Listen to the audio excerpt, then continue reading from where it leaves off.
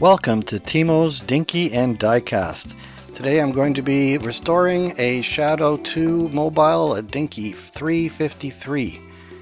This one I got from Kijiji. It's in very poor condition, and at this point when I got it I was thinking maybe I should have bought one a little bit better, but this came very cheap. So a bit of a change.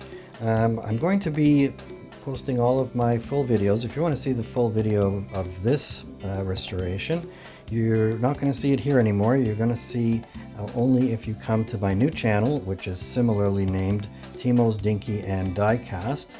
And I have the link on the screen and I have the link below. I was forced to change to a new channel because of the way I had set up the original one. It was impossible for me to ever get paid.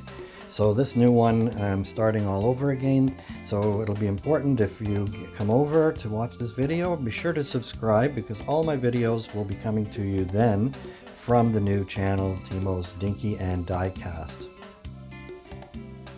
So until next time, and over on the other side, be seeing you.